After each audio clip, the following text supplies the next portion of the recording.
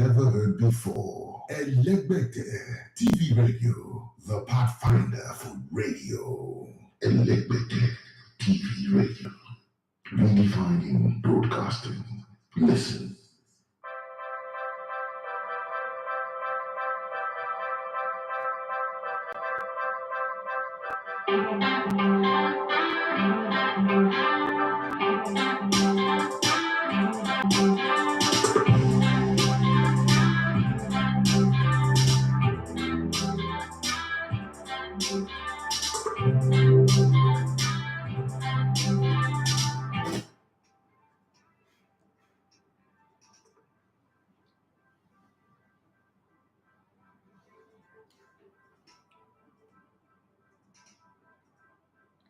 All right, guys, good morning and welcome to the Sports Buffet on Elevated TV Radio. It's the Tuesday edition. Normally, we don't get to stream on Tuesday, but our producer is under the weather, and we just thought that we should give you the entire crew. So if you're on Instagram or YouTube, let's get the show running. I've got issues with my voice as well. I should. If you consider the marathon shooting of our podcast, the manner you would really want to see that podcast. I actually wish I could have extended an invitation to you, but we were in a close camp. It was a bubble, and we flew in everybody who was outside of Lagos: Maureen Madu, Austin Iguavon, Samson Siasia, the guys at Olumide Oyedeji, who had just become the third vice president of the Nigerian Olympic Committee, yeah, and a host of other people. The ones who were in Lagos, Victor Agali, Gordon Opara, and Chejine, we had to send a chauffeur-driven car to go pick them up. And then there were those who didn't come. From our employers, chose this period to raise their ugly head and stop people we had invited not to come around to play power play that I do not understand. But these are good. And then we had, who else again did we have? We had a lot of people, but it was a close camp. It was just me, Siko, and a few other people. Manu Babayaro was fantastic. And Samson Yeboisiasia was amazing. Okay, so the morning it was flying in, he got news that his 96-year-old dad had died. And it was caught between going to Bayelsa, flying to Rivers State and going to Bayelsa or coming. But he still honored us, came to Lagos, spent the night with us. And then we're recording from morning to night, around the clock. It was crazy, but it was fun. It was fun. And I've not really had proper sleep from last week, Wednesday, but I slept last night well. And I hope I'm going to the holidays properly. I've got a few invites. Shiya Kumi's event at Tesla Balogun, which I think will all be there. And there's a beach party, a Amajo's beach party that I need to attend. It's a whole lot, man. It's a whole lot this period. And it's my birthday on the 26th. Somebody was asking me, somebody sent me, let me read a message. Hi, Daffy, good afternoon. Okay, from wherever I sent it. I'm in town. Where is the venue for your birthday party? 45. 45 is a good number to celebrate. Are we celebrating? Okay, so if you know me very well, you know that I don't celebrate. I don't do parties. I'm not a party person. I'm not a birthday party person. I'm not Jehovah's Witness, but I don't do birthday parties and all that. I don't do any kind of party anyway. So there's definitely Lily. There's definitely not going to be any party, but I wouldn't turn down a surprise gift this period. Where are the people that used to give bags of rice? Like how people say, "Oh, they sent me bags of rice." I've really not had anybody sent me bag of rice ever, but. And this is the best period where I will need it. Bags of rice or gallons of ground or gallons of oil would not do me any bad. And my wife was asking me yesterday if I have my way to, like, I could demand for the gift that I want and I'll get it for my birthday, what would it be? And I said a duplex, a 5-bedroom duplex, and a G-Wagon. And she just did like this. It's crazy. But yeah, you're asking me, should I go low, like give me crackers, biscuit, and cake. Like everybody will know me that I don't eat cake. But whatever it is, it's time for us to talk about football and get in on the conversation. Whatever is happening, there's so much. But I just want to throw this question out to you guys. Nigeria beats to host the AFCON. We're going to also give you bits and pieces from the Qatar 2022 FIFA World Cup reactions and all of the talk that is going on around the globe. But then the question is, should Nigeria be bidding for AFCON now with the situation of our economy? That's a very, very good one to talk about. With the situation of our economy, education sector is comatose, healthcare is zero, no electricity, our airport is, just not there. Should we be spending? And let me give you the financial implication already. Hey, Johnny Gaffa, thank you very much for that. So let me break it down. And I wrote something somewhere, and somebody was attacking me. Let me break it down. At the rate at which we are currently, the inflation rate, everything, the value of the naira against the dollar, if we're going to host the Nations Cup and we're going to rehabilitate the old infrastructure or probably build new ones, it's going to go between $3 to $5 billion. Yeah, that's what it will cost us to host the African Cup of Nations. $5 billion or $3 billion, let me put it at the base now, would build us about 10 functional hospitals, or probably, let me be modest, 6. That means one in each of the geopolitical zones of this country. 6 functional medical facility that could take care of heart transplant or heart surgery, kidney transplant, and the rest. And we would not need to be traveling to Malaysia, where our citizens' kidney would not be, stolen and then bad ones given to them. All those drama, we will not be having all those drama and the rest of them. It will create more jobs, it will create more opportunity and long-lasting effect, on the economy. Again, $5 billion would also increase the electricity, if we're really sincere about it. But then if we're going to host the African Cup of Nations and we're going to spend that money, how is it going to be? It's going to be inflated contracts, people sharing money, stealing from us. Is it really something we want to do right now? That's the reason why we're having this conversation. But let's not forget that the leagues are back. From next week now, the leagues are back. What is the expectation as an Arsenal fan? Arsenal is playing on my birthday. That's the best birthday gift they can give me if they win. But the good thing is, even if they don't win, they will still be on top of the league. But that's not a good one because it means that other people would try to catch up. That 5-point gap, we should take it into the new year, run through January and February, still stay 5-point clear. Whatever happened between Arsenal and Man City, somewhere where they will fix that match. I don't know. I know that Man City is saying to themselves, we have 6 points against Arsenal and we will take that 6 points and win the title. Okay, but Arsenal needs to do whatever they need to do to stay up until that Man City game comes up. Okay, and I know that Liverpool is a different Liverpool now. When we play Liverpool next, it's not going to be what it was previously when we won. I think it was 3-2 or 3-2.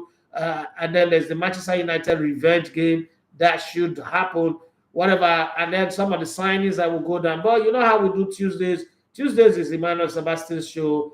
We've got Benedict, we've got Emmanuel. But then let me leave the show in the hands of Emmanuel and let's rock and roll. But Emmanuel, before I come to you, let me just take some of the early messages that have come in.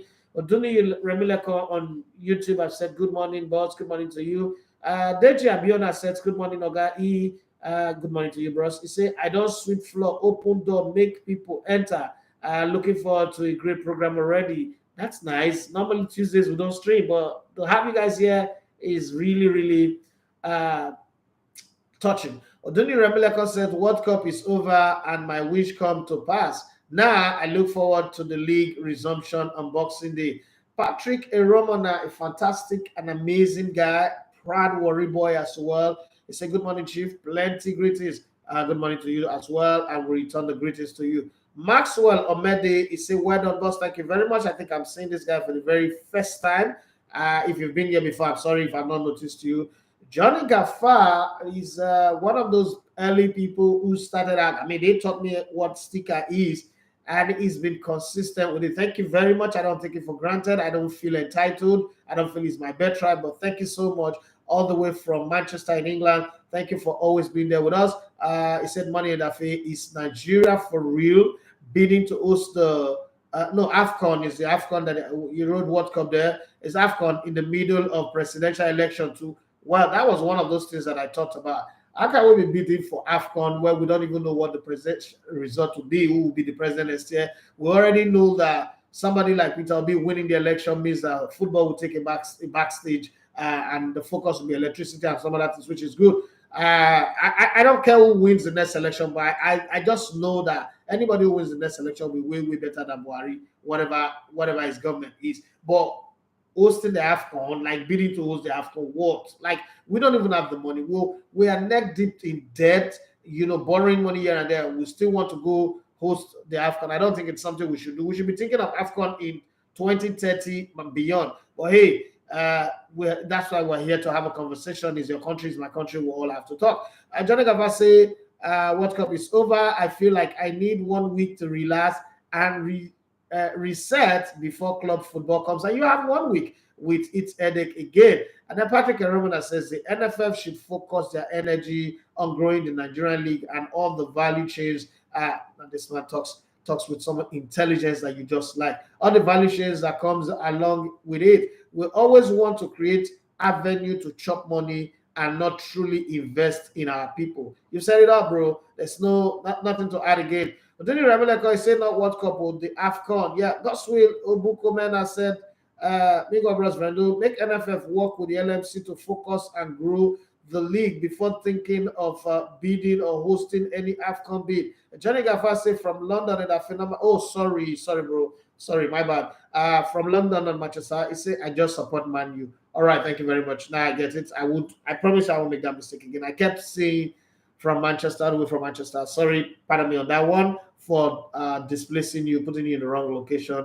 But I won't make that mistake again. And then on Instagram, before they sue me now for ignoring them, I'm not ignoring you guys. On Instagram, we've got a few comments. Mr. Smiles, where have you been? He said, good morning, Elegbete and the gang. That reminds me of Femi and the gang. Real Jordan _ Mike, he said, you called it. Argentina was going to win the World Cup and it happened. Yes, boss. Thank you very much. It was crazy, Sha. I keep getting the winner of the World Cup prediction accurate, Sha. I keep getting that one right. Like the last 6 World Cup, I've gotten the winner right. Predict when Nigeria will win. No, Nigeria's not going to win the World Cup. In our lifetime, Nigeria's not going to win. Nigeria's not going to win the World Cup in our lifetime. We should not bid. 69 Lema said we should not bid for AFCON. Instead, we should build our country first. Thank you very much. Stanley Ikau Paul, aka the award-winning presenter. He said, nice one, bros. Big ups to you and the team. Thank you very much for that one, and congratulations on the award as well. I see you from afar. We used to be very close, me and this guy. Life happens.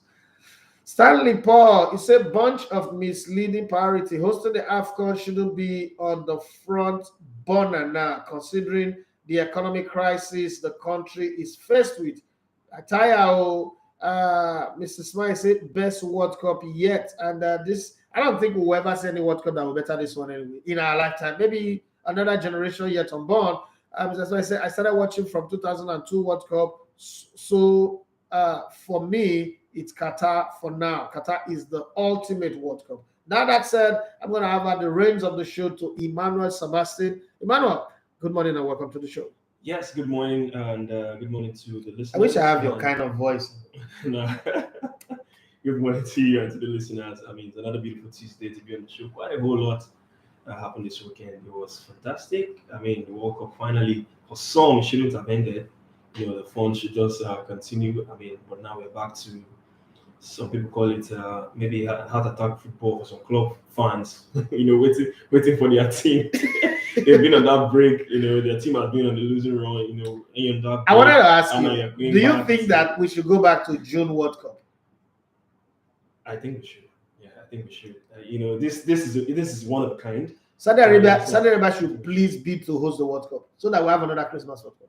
Yeah, I think it adds extra spice to it as well. But I just feel we should go back to the regular June, July World Cup. Where And the players- FIFA is in terms planning of the players and World Cup every 3 years. You think that's a good one?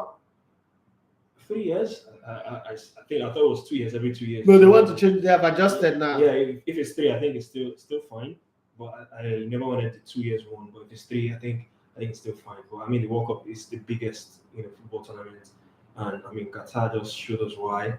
The first World Cup in the Middle East, the first World Cup in the Muslim country, November, the first November, December. First World Cup, winter World first Cup. Winter World Cup, more like so. It was fantastic. We also have Benedict here, and I was asking him off how he watched the World Cup and stuff like that. Benedict, how are you? And how was your weekend? My weekend was fine. How are you doing? Yeah, we're good. We're good. Pleasure to be here once again every Tuesday. Are you talking on that mic or you're talking to yourself? Can you please rotate that mic properly? Let me hear. I can hear you. He's It's on the wrong side. Can you see the light? The light is not on your side. Now you're talking. Okay, my weekend was great. It's good to be here. The way you were holding that microphone, Did you feel the World Cup should have ended? it's scary. I feel this is a World Cup that you shouldn't be happy it ended, but be happy that you saw it. There are a lot of World Cups here. People are not happy that it ended, but this is one you should be happy that you saw it because this is the greatest show ever. Nothing can displace that. 5 billion people across the world watch this World Cup. Yeah, a lot of that numbers in terms of viewership was really. If I hear American people say the Super Bowl is the biggest sporting event again, I mean, it was good to see. If I slap them, it was good to see Davido back. Let's just bring some. Yeah. It was good to see Davido back on stage as well, performing as well.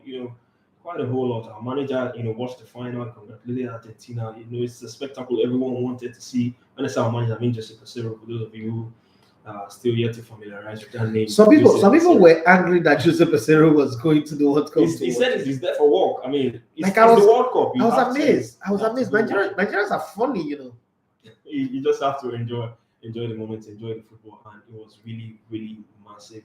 And for some, it's the best. I mean, for me, one of those commenting on YouTube said he started watching the World Cup extensively in 2002. I think same for me as well. 2002 was when I started following the World Cup, and this one in Qatar. All these children is the best. But for some, who's been watching football before us, 1998 World Cup, 94 World Cup.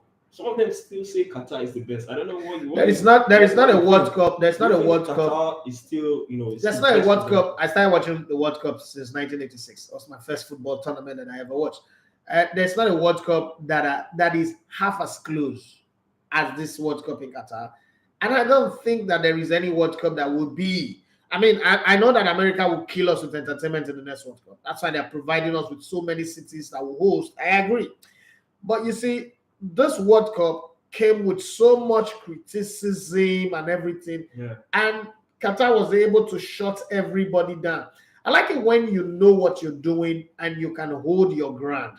Not every time they say majority is always right. That whoever said that thing is the dumbest person on the planet, because now that I'm grown, when I was growing up, I said, majority is always right. The voice of the people is the voice of God. Now lie you. The voice of the people is not the voice of God. Voice of God is voice of God. Voice of the people is voice of the people. Because the voice of the people gave us Buhari. That I will never forget that one.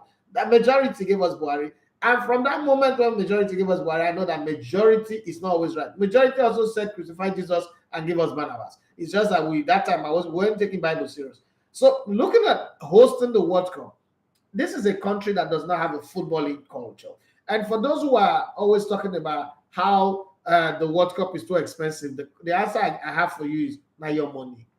You see your money. You like Toyota Camry, another person like Ferrari and private jet, and you say it's vanity. Well, the person who's driving keke or who's trekking thinks your Camry is also vanity. That's just life. Well, whatever the expense is different, because when you're hosting a World Cup in a country that doesn't have a footballing culture, the biggest football thing that they have is the Aspire Academy in Doha, and they want to make a splash. First off, if they had hosted the World Cup just on the basic level, spend little money, people would have said Qatar is not worth it. So they needed one to create a new climate, to create a new type of World Cup. And the fact that they were able to hold their ground, fight against all the activists for the rainbow people, the alphabet group of people, and then the whole drama from the West feeling like because they didn't get to host the World Cup, so anything that's coming up in Qatar is rubbish. I feel very, very proud and excited for what Qatar did. For me, I supported Qatar from the day one when they got the hosting, because I actually felt like if it's a World Cup, as they say, then some people shouldn't have exclusive right to hosting it. You can't force anybody to win it. So we still have the exclusive club of 8 countries that have won the World Cup. But when it comes to hosting, everybody who have capacity to host the World Cup should be allowed to host the World Cup if they win the bid. And if you want to put up drama, you want to do a documentary on FIFA and make it look like FIFA is corrupt because they didn't give you. But then there was no corruption when France hosted. There was no corruption when Germany hosted. There was no corruption when all those European countries and the US hosted. When US hosted in 1994, there was no football in the US as well. Even up to this day, football is not there. I remember when US started experimenting with the MLS, where penalty kick was played from outside the 18. You have to dribble your way to go and score. You know, it was crazy, but their football is evolving. Yeah. Football in the US, they don't get relegated, for instance. Nobody complained. But when you now give Qatar, everybody's complaining. And Qatar really did shove it back in everybody's face by giving us the best World Cup. Even those people, you know, the documentary that I saw that I loved the most was when they were not interviewing people from Europe, America, and the rest, and they said this is the best World Cup that they've ever attended, that the Western media was misleading them and all that. And the reason why I backed Qatar was 2014, when Brazil was given the right to host the World Cup. Leading to that World Cup, the Western media said there's armed robbery in Brazil, there's violence, there is diseases, there's poverty. Brazil is a third world country. Only for me to go to Brazil, I was really, really skeptical. At some point, I didn't want to go to Brazil because my wife had just put to bed, and I don't want to go there and then start on the traffic or maybe contact one disease and come back and die. I mean, my father died when I was 15 months old, so I don't want that for my daughter. But then I braved the odds and I went. I went to Brazil and I found out that Brazil is one of the best countries. And that's, at the time I went to Brazil, I've been to 51 countries, right? And Brazil was my 52nd country that I visited. And among all those countries, I've been to some of the best countries in the world: US, England, where I grew up, like my first 5 years, majority of the European countries, Russia and the rest of them. And I still was able to pick Brazil in my top 5 countries. Sao Paulo alone, a state, have more skyscrapers than the whole of Africa. So you look at that and you say to yourself, never judge the world from the voices or the broadcast of Western media. And that's exactly what Qatar has shown to us. It was a beautiful World Cup, the best ever. I don't think anybody can match Qatar. And to think of the cost, 220 billion.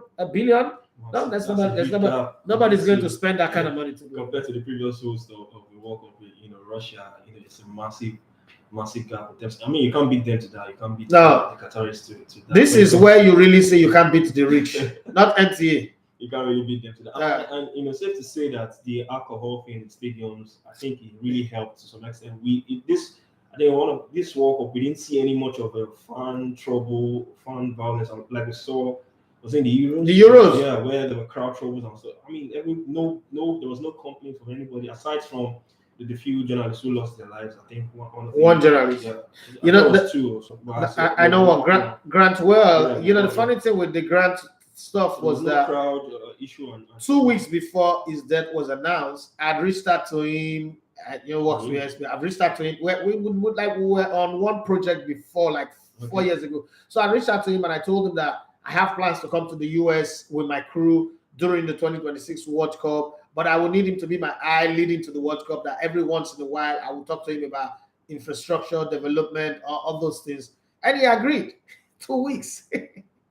and he died. Like, it was painful, because I've been walking that road. For a while, for the past 4 years, begging him, lobbying him to be. And just see it go just like that. It was crazy. May so rest in peace. But I mean, it was a peaceful World Cup. Everyone, the fan, enjoyed every bit of it, and it was really, really brilliant to see. But talking about the World Cup and why people were talking, and they still have to talk. I mean, Messi, Argentina won the World Cup. Yeah. And like, people will always find things to talk about. And Messi was celebrated. It was won a robe. They call it a beach in Arab. That's it. that's a pronunciation I can't really get it. But I mean, it was a rope, and people came out to say a lot of things that was disrespectful to weigh in on such a moment that was about Messi and stuff like that. But no, it wasn't about Messi. It was about football. Yeah, for the Qataris, they were trying to like celebrate him and stuff like that. Even the person who wore it for him was also wearing that same robe and stuff like that. So people want to see want to see Messi lift the World Cup trophy wearing an Argentina jersey, not a robe. It caused a whole lot of controversy and debate online. What's your stance on it? Do you think the people in Qatar are trying to do too much, or they should have just allowed that moment to be for football and for me? Even Messi was smiling while they were putting it on him. You could tell he enjoyed the moment himself. From his reaction, you could tell he enjoyed the moment. But do you think they were trying to do too much? All those rope variants. So when it comes to hosting major tournaments, you just don't only play for economic power, you also play for soft power.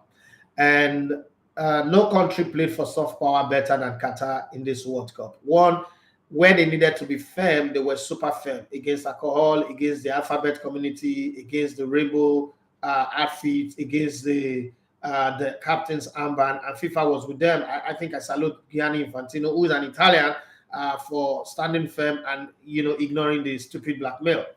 That said, the basic, we should understand what it is. You cannot, on one hand, demand that people should wear rainbow handband, and then on the other hand, go against wearing that robe. It smacks of great hypocrisy, like of the highest order. But let's explain this.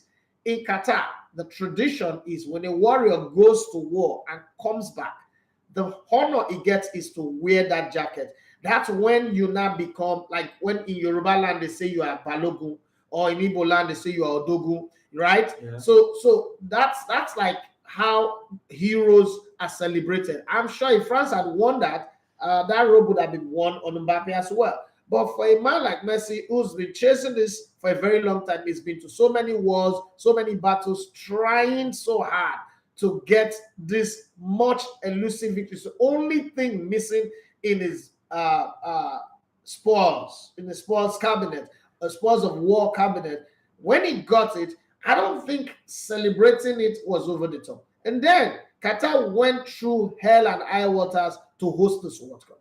They were proving themselves every single day, every single step of the way, trying to convince everybody that they deserve to be host, that they should be looked at from the eyes of putting up a show, a masterpiece than anything else. I think that's taking a little slice of the Messi or the Argentine celebration. For me, it's not a bad one, but this is a matter of opinion. I'm not going to sit here and go against the people who have anything to say. But my question is, do we see Argentines complaining about it? I don't see nobody from Argentina complaining about it, because that's the country that won the World Cup. I didn't see no Argentine complaining that, oh, our jersey, our flag, our logo was supposed to be showing. We're not showing. No, they've just won their third World Cup. That's the most important thing.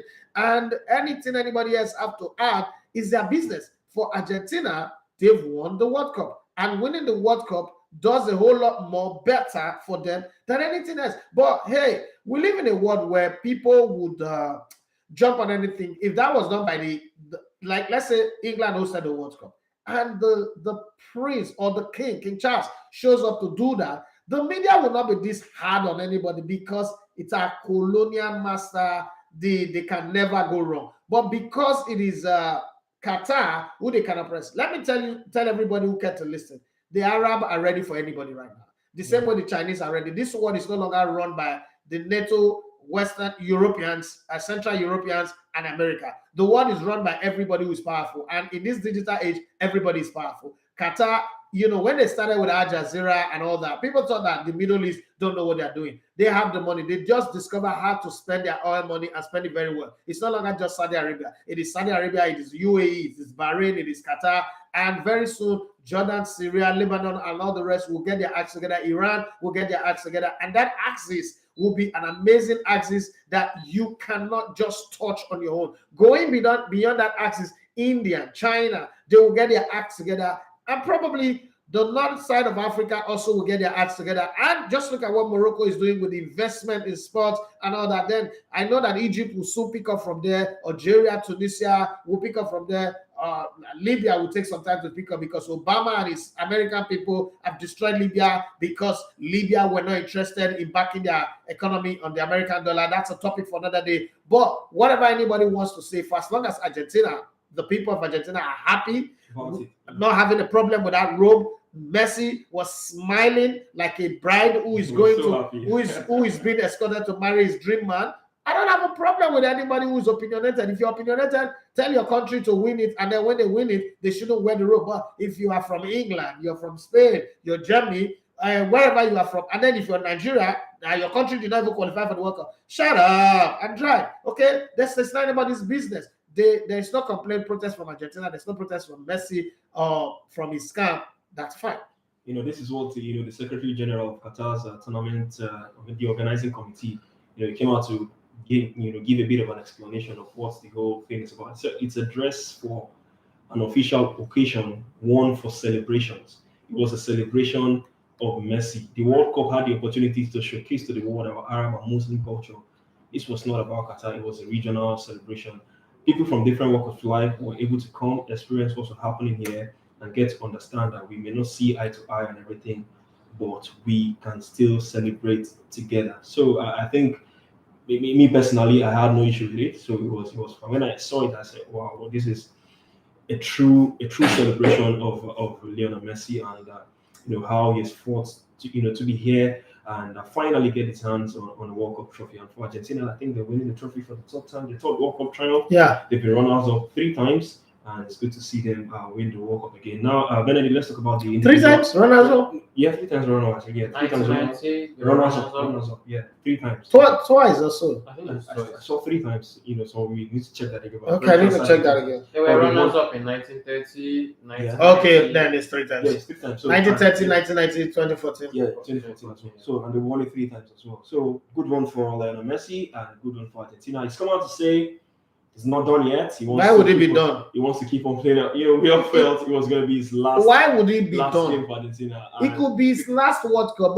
but it doesn't make sense. You work so hard to win the World Cup. You should still run out wearing an Argentine shirt with gold stripe on it as world champion. I don't think it makes sense if Messi just retire right now. Like, is that it? It's another thing that makes this World Cup so special because it's the last World Cup for so many players. Talk about Silva, Lewandowski, quite a whole Ronaldo. Ronaldo. That's all part of the thing that made it special. This World Cup. Maybe Neymar. Neymar as well. Yeah. He might come. Hugo Lloris as well, the France captain as well. Quite a number of players. This might just be the last World Cup for them. Lionel Messi too was in that picture until he came out to say that he's not done yet. That he wants to keep on playing as a champion and stuff like that. But let's talk about the individual accolades now of the World Cup. Messi, player of the tournament. Mbappe, 8 goals, highest goal scorer, won the Golden Boot. Enzo Fernandez, young player of the tournament, and Emi Martinez, the goalkeeper of the tournament. So all 4 of these. Was it the right decision for you? Do you think there's anyone who could have won it instead of this player? Well, obviously, everybody there deserved it. I'm not going to take that away from them. Mbappe outrightly scored the number of goals he scored in that competition, 8 goals. There's nobody that can come out and say Mbappe stole goal from somebody or are you trying a shot on Cristiano Ronaldo? No, of course not. I have no intention on Ronaldo. Okay. So I feel like outrightly he deserved that. Lionel Messi is the champion of the world. So if he's getting the best player of the tournament, is that an arguable scenario? I don't personally think so. Emiliano Martinez, they started the competition really bad, really, really bad. And he wasn't also their goalkeeper in the previous Copa America before this one that was concluded. Him coming into the team, all because of one issue, Ben Leno getting injured, and that was just the brake light for his entire career because in between that time, he wouldn't have been here. And him getting this, thoroughly deserves it. Keeping his cool against Netherlands, a really, really dangerous side. He conceded 2 late goals. But when it came to penalties, he stepped up for his team and also against France. Obviously, he deserved that. Then Enzo Fernandez, brilliant player there. He plays. It's just everywhere. It's like an engine of the team. You can't pinpoint. A year ago, would you bet that Enzo Fernandez would be standing? 10 years.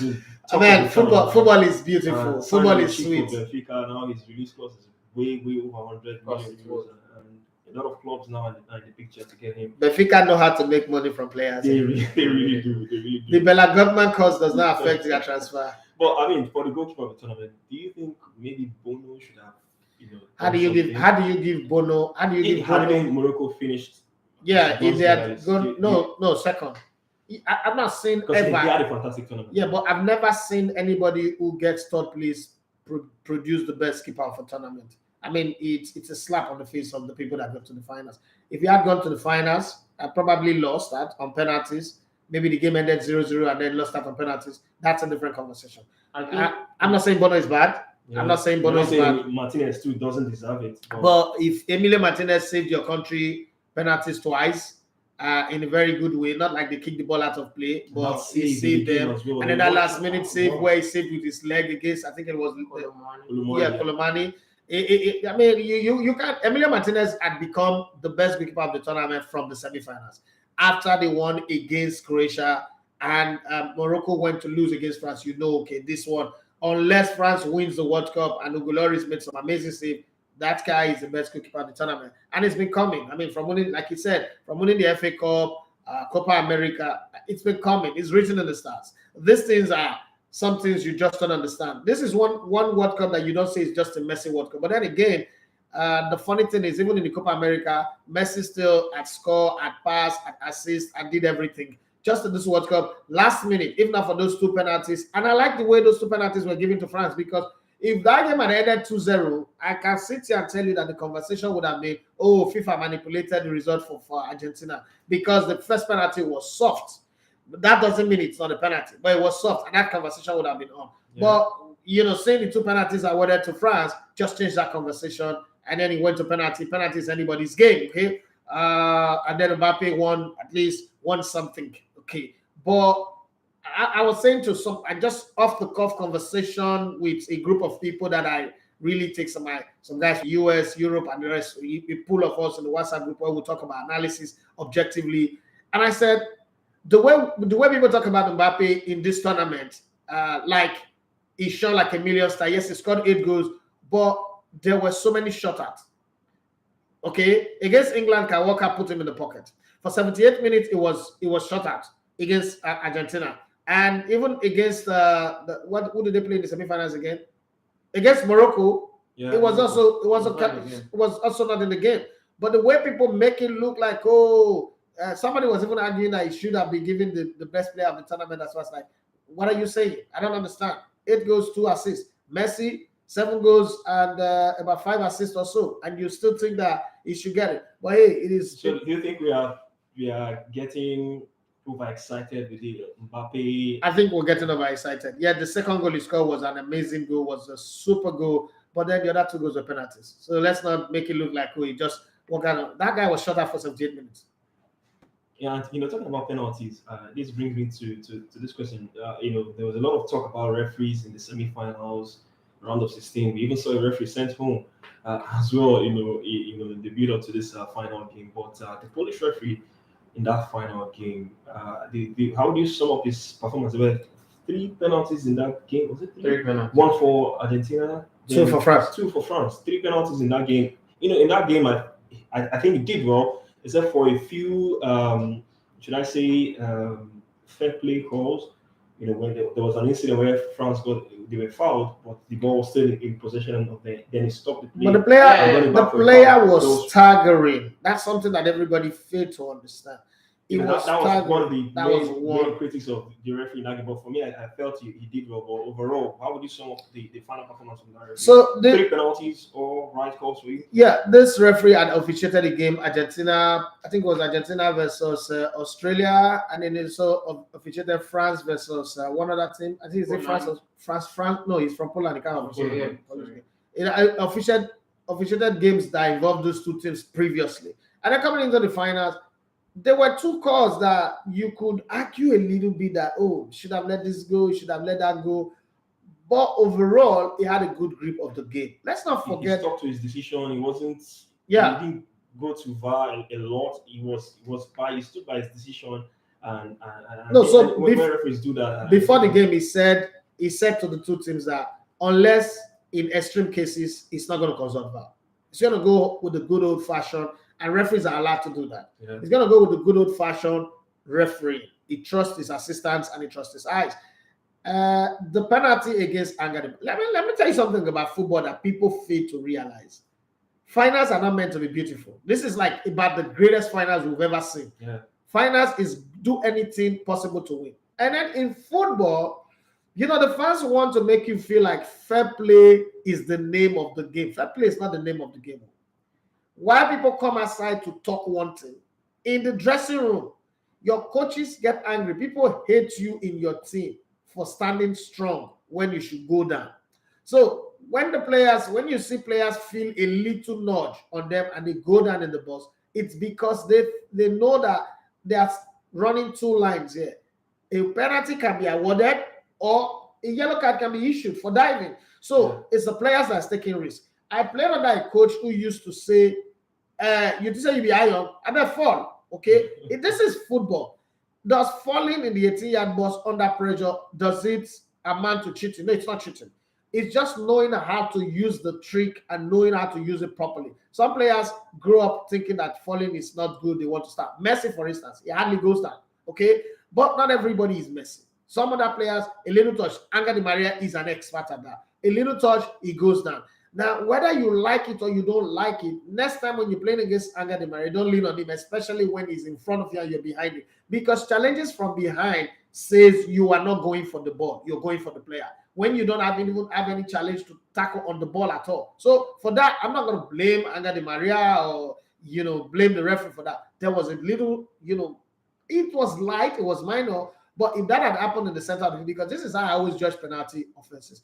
If that had happened in the center of the field, would that be a foul? The answer is yes. If it's a foul, why is it not a foul? Like Manchester United Arsenal, for instance, in the league, Odegaard won the ball from a Manchester United player, McTominay or who, I don't know now, that game that Arsenal lost.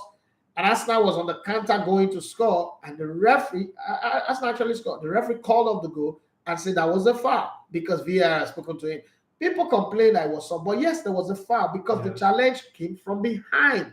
Always remember that in football when you judge this thing. And there was no problem about it. So I don't really have a problem with the officiating of the referee. The last one was a ball to the elbow. The hand was out of his natural position. That's a foul. The other one was crazy. I think that what changed in the French game, probably that's what we should be looking at. France started that game a bit confused. You know why? Tactically, Scaloni played a system that they were not expecting. I could bet that France were not expecting Angel Di Maria to start. And then when Angel Di Maria started, they were not expecting him to be on the left side. All through this tournament, he started on the right side. So going on the left side. And then thirdly, France was expecting a double padding on Mbappe. Argentina didn't bother about that. They just put one man on him. But what they did was put workmen in the midfield to make sure there's no supply from Griezmann, because they didn't think that Mbappe was a problem. What they believe was that the supply chain to Mbappe is a problem. He can run all he likes, but if he doesn't get the ball, it's not going to be a threat. And they did that perfectly. And then the way France was playing was like, okay, let's go forward and hit them quick, and then we reduce them. But once they did that, they opened up gap for Angel Di Maria to run, and that's about how they play. But then I think that Argentina panicked with their change too quick, probably because Didier Deschamps made a 40th minute double swap of Ousmane Dembele and Olivier Giroud, and that just put the coach of Argentina in panic mode. And then it was a hurry. Who's the weakest link on my team? This guy, okay, can go forward, but it doesn't track back. Now they've changed his players in. They are going to attack us. But the real game changer for France was not even those double change. Was when they brought in Kingsley Coman. Tactically, before Kingsley Coman came into that game, Argentina had everybody on laser, on radar, like they could track them. And when Kingsley Coman came in, strategically, you would say Kingsley Coman plays in the exact position that Mbappe was. So you don't even know where he's coming into play. You would have thought, okay, he comes in, he goes to the left, and Mbappe drifts to the middle. But guess what? He was running everywhere. And in that, there was no linebacker. There was no man marking him like, okay, this is pick him and mark him and stop him. There was nobody, because this minute he was defending in his own half where he got that and kick on his knee, where he struggled a little bit the first 5 minutes I came on. The next minute he was in the middle. The next minute he was tackling Messi, winning the ball from Messi, and setting up Mbappe for that wonder goal. The point here was that Argentina had solution to almost everything that France could provide up until the 78th minute. But once Kingsley Coman came on board, they didn't plan, their plan didn't put him into consideration and the way we play. Just the same way France didn't put into consideration the way Angel Di Maria will play from the start. And it gave us an exciting World Cup. Yeah. But then again, it seems like it was written in the stars that Messi and Argentina were going to win this World Cup. 36 years it has taken from them. The last time they won the World Cup, they've been to 2 finals, and there was nothing that was going to stop them from this one. Even if France had scored a 4th goal with a minute to go, it does look to me like something would have happened. Argentina would still have equalized. They would go to penalties, and Argentina would win. So it was a good one. For the neutrals like us, it's a great one. All right, and a lot of people said it ended the greatest of all time debate. Benedict, have you always been in that conversation? Messi, Ronaldo was the greatest of all time, stuff like that. So is the debate over for you? When I tell my friends that on radio the GOAT argument is actually a banned thing, they kind of tell me that that's not true. Like your work, I say like it's literally almost everywhere, except places that are not that doing that, because you don't really compare them on air. You could do that between yourselves, but I personally feel like Lionel Messi has been the GOAT since day one.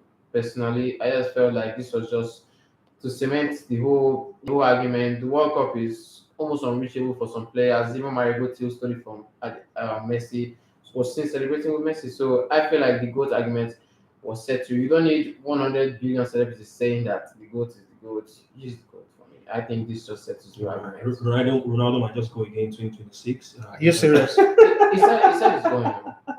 Are you really serious? Well, for former Super Eagles, so they only said Pele remains his GOAT, but you could understand. I don't know if there's anything to understand, but I mean, I didn't watch Pele. I saw clips of him, so I think Messi is my GOAT. I don't know if you watched clips of Pele. Have you seen Pele in a club, Jesse? That's one thing most football followers do. Yes, I have. You have, but did you watch him? Would you say? I watched Pele's clip, and Pele was the GOAT, the greatest of all time.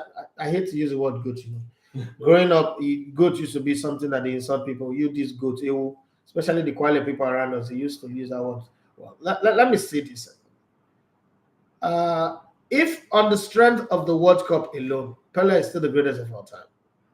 Right, because Pele is the diamond standard, not even the good standard. It's the diamond standard that everybody wants to beat. It took Messi 5 World Cup to even catch up with Pele's record of goal scoring. If not for evil criminal officiating, I'm sure Pele would have won 4 World Cup, because the 1966 World Cup was the worst World Cup ever. England robbed everybody to win that World Cup, just the way the last Euro they almost rigged it for them, okay? But when it happens in favor of England, people pretend like they didn't do anything. The kind of tackles on Messi. That's why I like Zlatan Ibrahimovic. I always feel bad when Zlatan Ibrahimovic is speaking bad about Pele, because Pele is the reason why he even have a football to play in the first place. But then when you now add the extras that Messi brings, okay? Maradona's greatness is not tied to Argentina winning the World Cup. Maradona's greatness is tied to Napoli winning UEFA Cup and winning the league in Italy. A lot of people will say to you that Messi is a one-club man. Piers Morgan likes to delusionally put that up front a lot, and how Ronaldo have gone to all the competitive league and won it. Hold on a little bit. Before Messi came to Barcelona, Barcelona was a regular club, and that's an argument that people would want to pretend like it doesn't exist. Barcelona had won only one Champions League before Messi came. Barcelona was far behind Real Madrid, even in league titles won.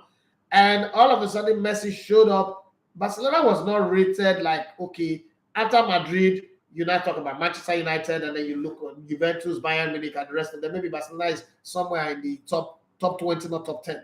But all of a sudden, Messi changed all of that. That's a great work. The one we talk about Cristiano Ronaldo going to multiple clubs to go and win title. I don't think that Cristiano Ronaldo ever went to a club that is not number one in their league to go and win any title.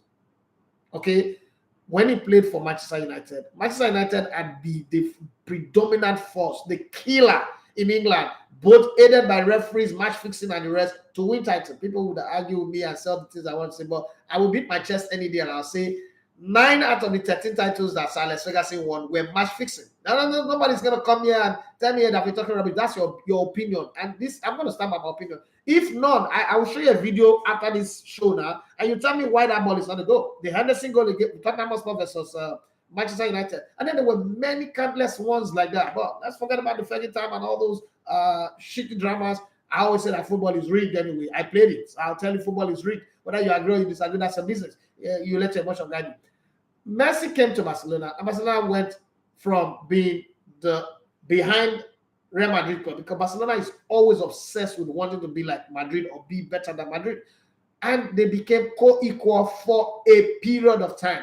I agree that in their greatest era, Madrid also still dominated the Champions League way more than they did. But look at the number of Champions League won with Messi on the side of Barcelona, and the number of Champions League they've won before. But I think Barcelona now have 5 Champions League, if I'm not mistaken. Before Messi, it was 1. The one that they won, the Coman Goal brought for them. So if you look at that, Messi have 4 Champions League titles. If you look at that, you'll say something is amazing here. Let's not even bring the Copa America and the World Cup and all of this one in. So you put that on the conversation and you say Messi is the greatest of all time. Another thing that I always look at Messi for, why I always pick Messi ahead. I could jolly well tell you that in terms of strikers, I will not pick Ronaldo ahead of Ronaldo da Lima.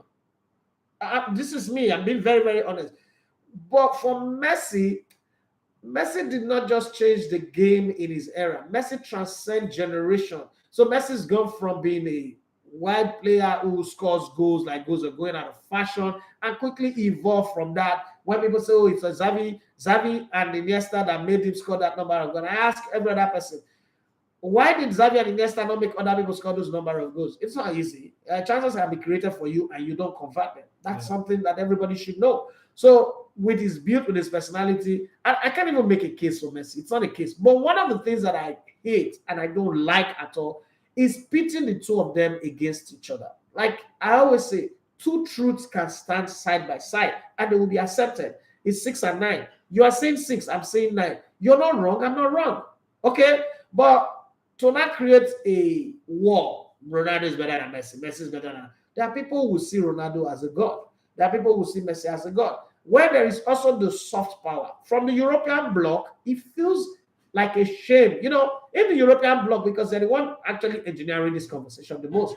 If the European bloc accept that Messi is not a great, that Ronaldo is not the greatest of all time, what they would actually have succeeded in doing is that they consider football soft power to South America, because what it will be is the Mount Rushmore of football will have Messi, Pele, Maradona, Ronaldo da Lima, Ronaldinho, and then there's not a European player. This is the first time you have a European player really stand up to the greats that's come from the South American side. You think that those people would kill the argument? No, they won't. Do you understand? It goes beyond that. We Africans were just follow.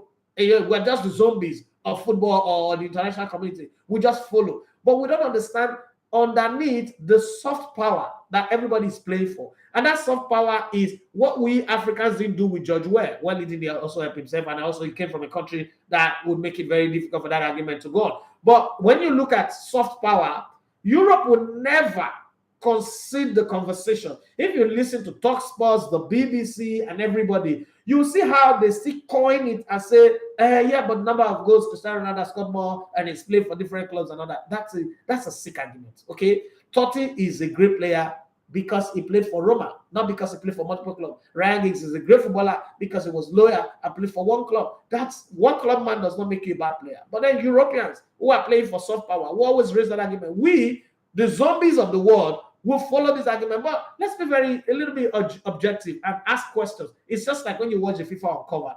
The first question you ask yourself is, who is the producer of this video targeting? Because the only one American man who is the number, the chief criminal, was labeled a whistleblower. Every other person is a criminal, but Shock Blazer, the real criminal of the Lord, was measured as a whistleblower. And then when they talk the history of the World Cup bid, they managed to play amnesia against the bid of Germany for 2006. They had selective amnesia for any country. France 98, the rigged World Cup, that World Cup that was openly rigged, even the fixtures and everything, they had amnesia. But then when they want to talk about Brazil 2014, they talk about Korea, Japan 2002, and then they find a way to co-opt South Africa 2010, and then they brought in the Qatar World Cup. Who is the person producing that for? So sometimes when you see this poll, these statistics, you ask yourself, who is the writer writing for? Because there is one writing for, there's one writing against, and then the one pretending to be neutral, who is doing subliminal marketing into your head and then getting you to believe whatever they want you to believe. Truth of the matter is, these two guys are great players. If we can agree that they are both great players and they've given the game the very best, if that was the conversation from the beginning, we will not be here having this fight. Are they two best of friends? No. They are not. They don't have the kind of friendship that you have Messi, Neymar, Suarez. They didn't play together. But then again, look at Cristiano Ronaldo very well. Let's be very honest. Does Cristiano Ronaldo have friends among the people he play with? If he's not insulting with Ronnie that he's finer than, what kind of man even talk that I'm finer than you? Like, what shit is that? If he's not coming on live TV, refusing to hug Jamie Carragher, who gives a fuck about your hug? Who does your hug help? You understand me? So that's Ronaldo for you. Is his life, is his way, is what he likes. But then some other people make friends, keep friendship, and grow.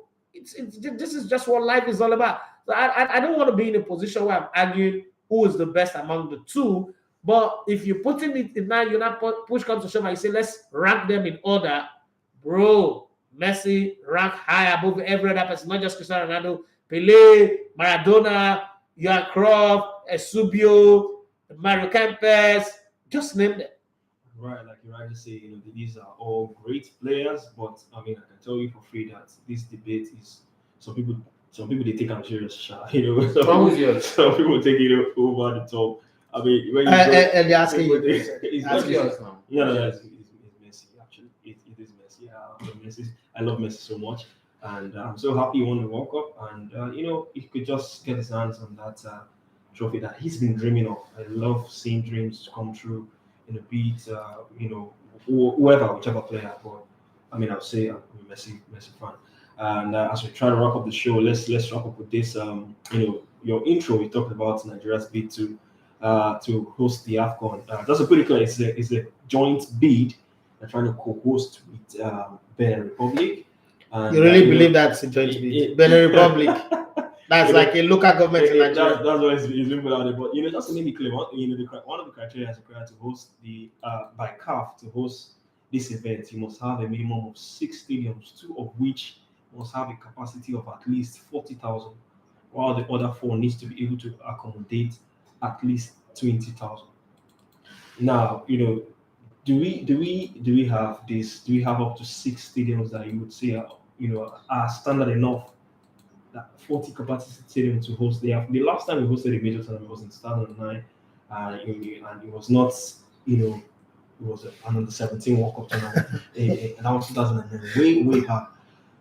Looking at all these criteria, we have a lot of work to do to convince the CAF inspecting team that will come in to inspect the stadium.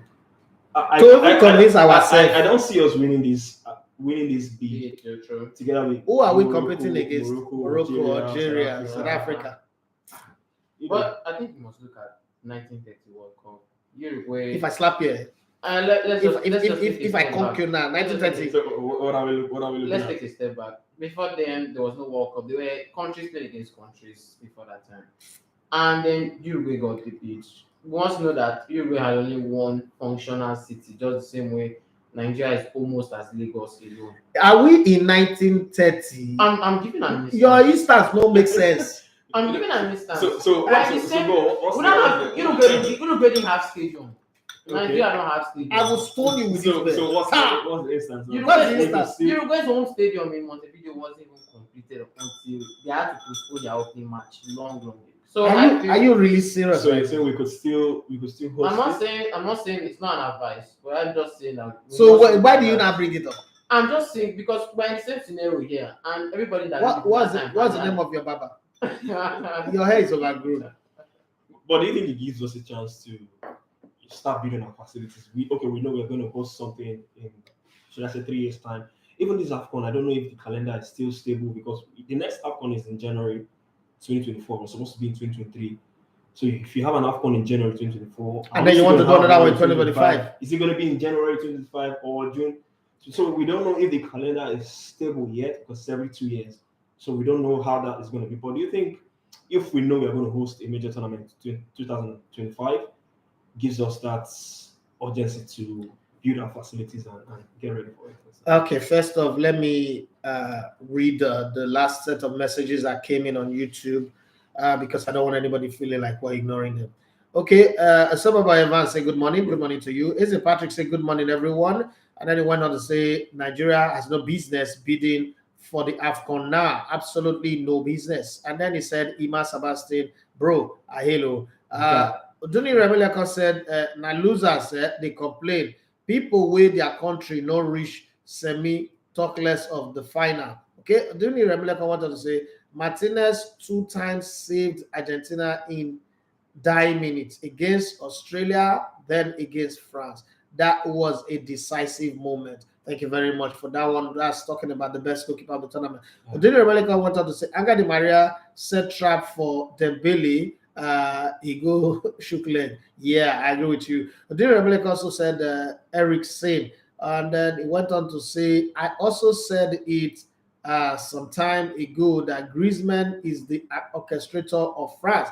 It was off in the game. As Patrick went on to say, does anything really define the greatest player of all time? I really think personally, people would have different opinion affected by their generation they grew up in and how they view the player. Though I agree with you on that one as well. As Patrick said, personally, it's Messi for me. And then finally, Odinio Remileko said, Messi is like an artist. He doesn't just play football. He understands football. The way he connects the ball with players is so amazing. Thank you very much for that one. I don't know. There are a few other comments as well on Instagram, and will be a sin travesty if we do not, consider reading them as well. Jordan started by saying best World Cup ever. As the Qatar World Cup. Mr. Smiles said Mbappe, the man of steel, picked the same spot for his 3 penalties and nailed it against Martinez. Okay, that boy is something else. Okay, King 365 said it seems that Messi is lover guy. I don't understand. Dilliman, I say it wasn't just Mbappe who was shot at.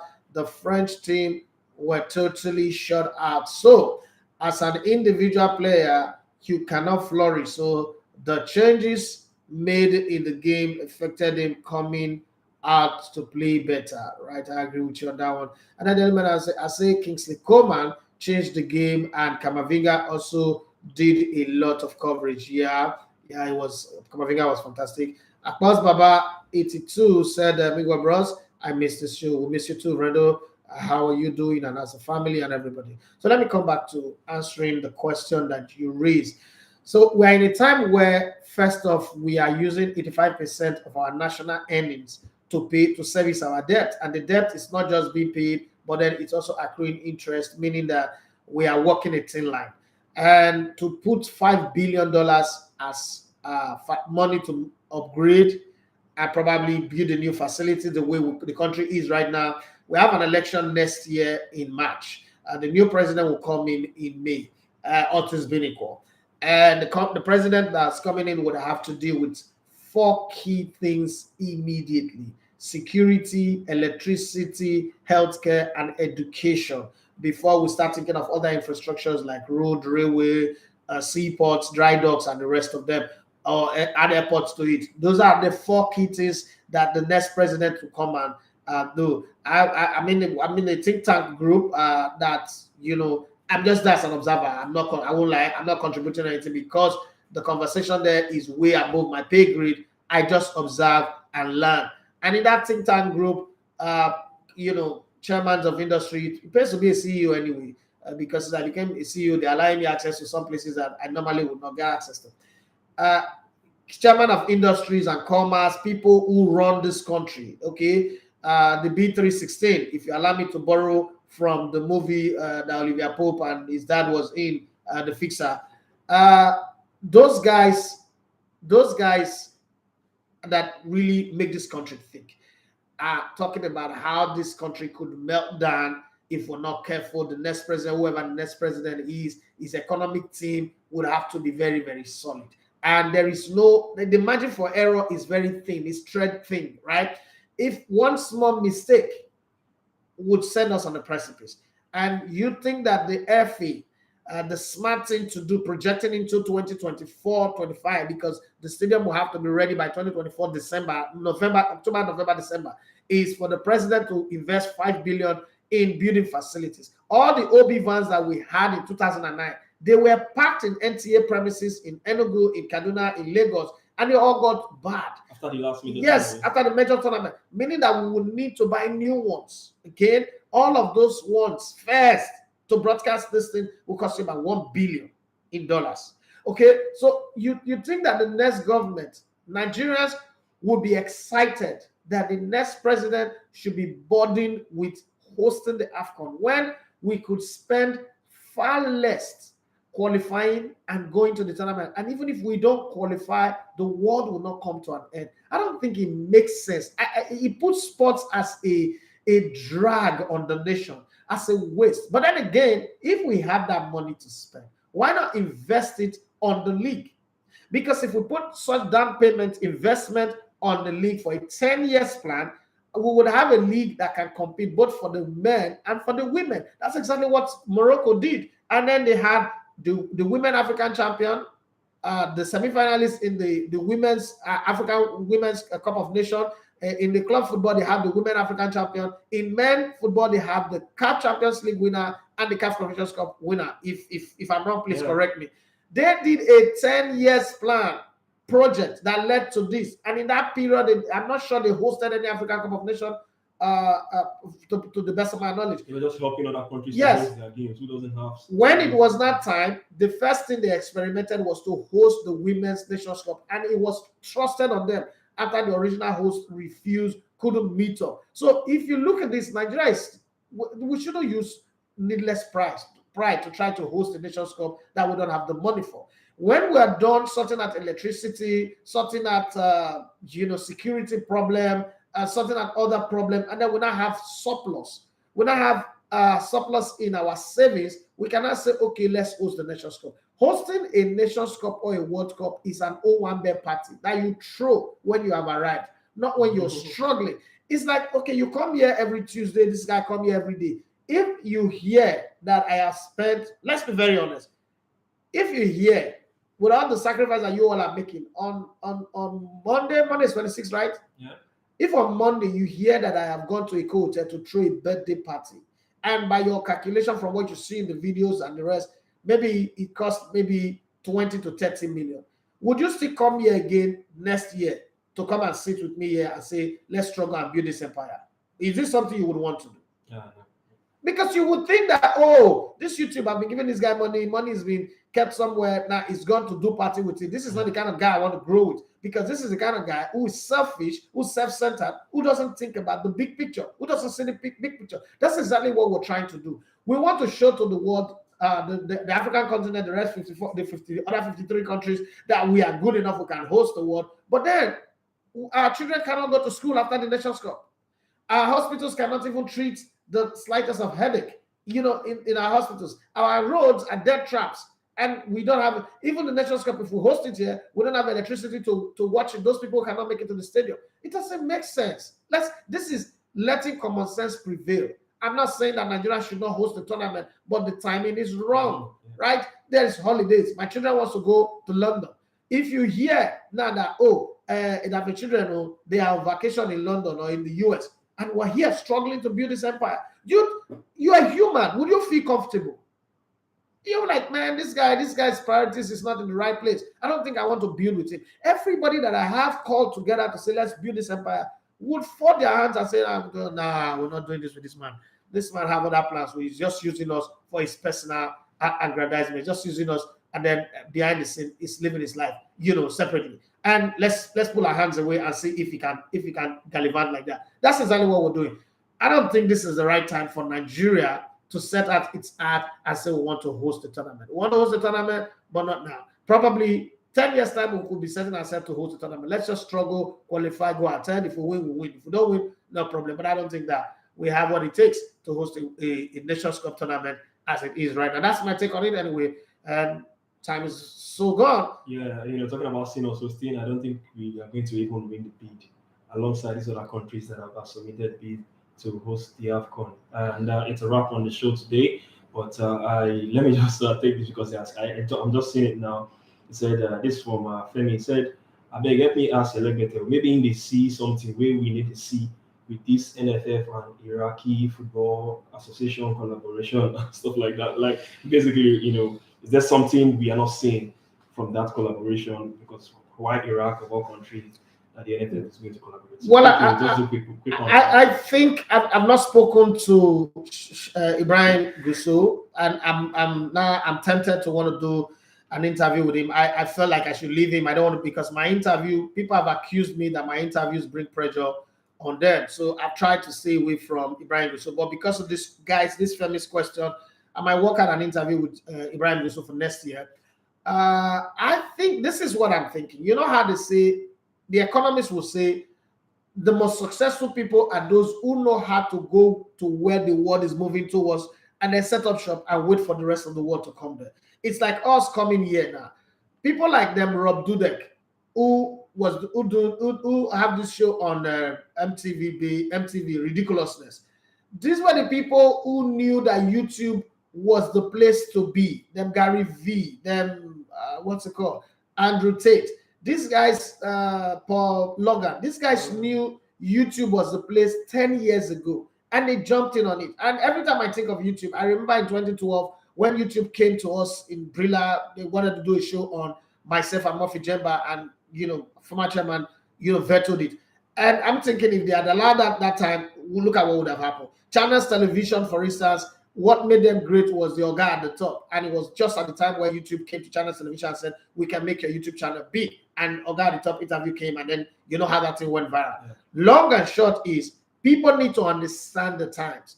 If those of you who read the Bible, the two names, there's a name in the Bible that is mentioned. They didn't do anything. They didn't perform miracle. They didn't show them as people who served God, who were judges or prophets. But they were just mentioned for their understanding of the times. They are called the sons of Issachar. And then there's a prayer in the Bible that says, teach us to number our days that we may apply our hearts to wisdom. Understanding the times and season is very, very good. I'm not making an excuse. I'm not holding brief. I don't have the details of that. But I think that if you look carefully, the whole world is moving to the Middle East. Almost every boxing bout in England is moving to Saudi Arabia.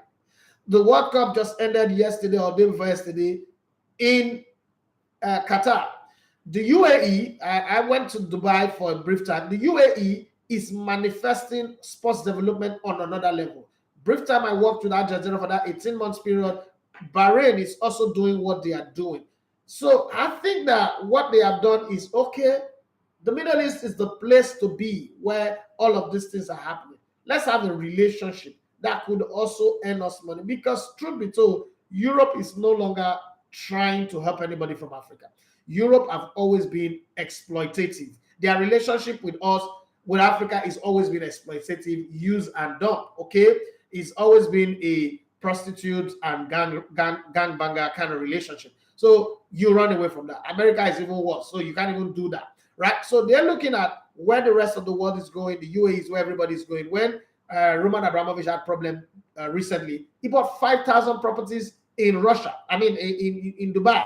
Yeah. And those 5,000 properties was where he took all his workers, all his family members and everybody. They are in Dubai. So people see the Middle East as a safe haven for business, for a whole lot of alliance. Even going to Iran or Iraq, I don't know. Maybe that's the thinking behind it. That's the thinking behind it. I don't know. I'm not saying I have information here. I don't know, but we would look into it, we would ask questions, and the major actors will give their own. But I think that going forward in the world, we should stop narrowing our mind. Our relationship, bilateral relationship, should only be between Nigeria and European or American countries, because these guys are really our slave masters. You really think you want to go to your slave master and get anything better? I don't think so. I don't think so. We are supposed to be part of the Commonwealth. My question I always ask people is, name one hospital that the British government have come to Nigeria and built. Name one stadium that the British government have come to Nigeria and built. This is supposed to be our father. We're supposed to have some kind of like inheritance from them. Name one road that is built by the British government. So it's not done. When was the last time Nigeria went to England to go and borrow money? We go to China. What kind of relationship do we have with China 20 years ago? There's no relationship. But you see, times are changing and you have to expand your options. When maybe Iraq or Iran or whatever is the next best place to go to. Would you not rather want to be the first person? Imagine if we were Rob Dudek or we were Paul Logan and now we now have 20 million subscribers on YouTube. You think that we'll be living on the sky. That's just the truth about it. We'll be wearing Okrika Polo to go watch the World Cup finals like Elon Musk. It's just what it is. So I'm not going to, like I always say, that this platform is not where we promote negative. I've been on that platform for many years and I know how it is. It doesn't work anymore. That system doesn't work anymore. That's why some of the media platform who are good with promoting negative are becoming obsolete. Nobody reckons with them anymore. Nobody even want to do interview with them or sit with them anymore, because that style of media is dead, especially with social media.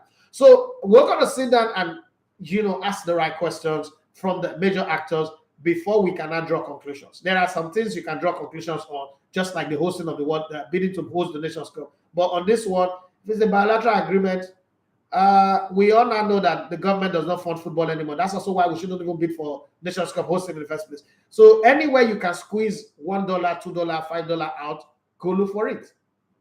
All right. With that, it's a wrap on the show today, and we'll keep our fingers crossed on that collaboration with the NFF. Up next is the Niger Players GPS show. Well, before you go, let's read a few messages that came in last.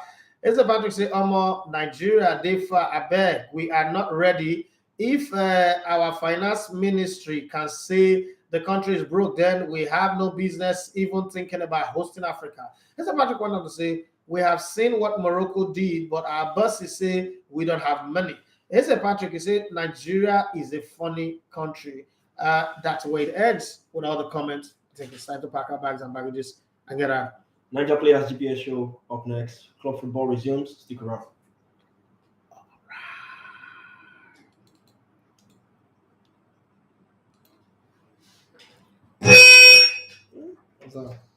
Never heard before. Sorry, my bad. TV radio. Okay, just remember, you don't switch on to radio.